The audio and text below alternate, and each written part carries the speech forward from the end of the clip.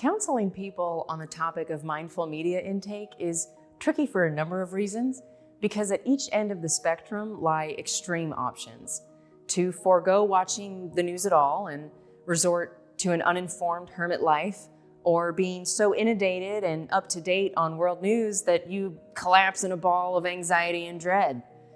When deciding for yourself what your healthy dose of media should be, I would consider the following: your values and social responsibility.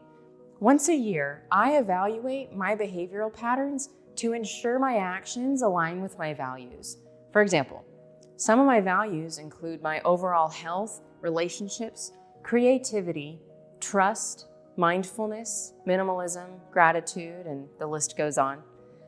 I then balance my values with my moral, social, and ethical responsibility as a physician. I chose this profession, and therefore I am not granted the luxury of checking out.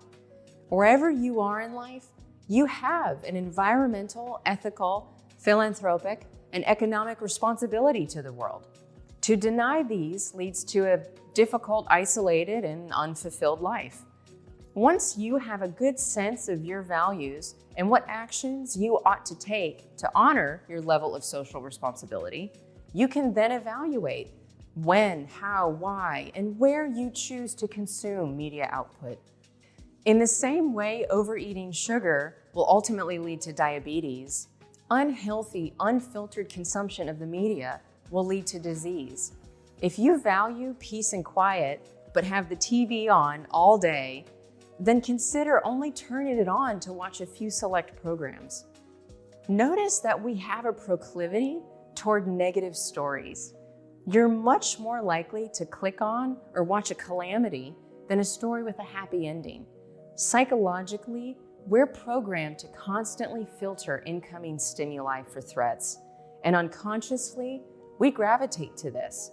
It's a survival mechanism. Media outlets present a filtered version of news with an adulterated political and economic agenda. By broadcasting the horrors of the pandemic, for example, media stations ensure that you'll return each day to watch more news.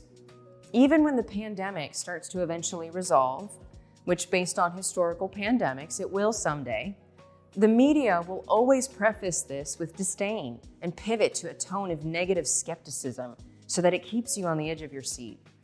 Choose one time a day for a set amount of time that you will review a few select reputable news sources.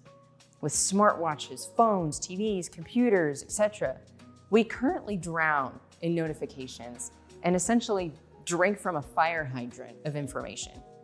When you feel yourself becoming overwhelmed or on the verge of a panic attack, I advise that you take a few days away from all technology and media.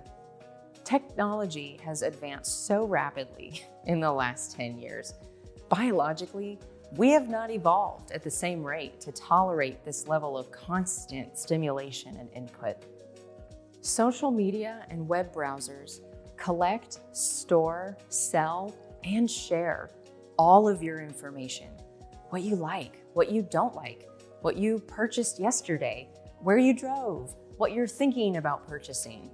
Advertisements fall into the category of media intake, something that also inherently triggers our stress response. Eliminate as many advertisements as you can. We mistake ads as being free and benign, but they steal your attention and time. In conclusion, to mindfully absorb the media, make a list of your values and ensure your actions align with this list. I promise after a few days of removing the notifications, screens, and thoughtfully choosing your media, you'll notice an immediate relief. Thank you for listening.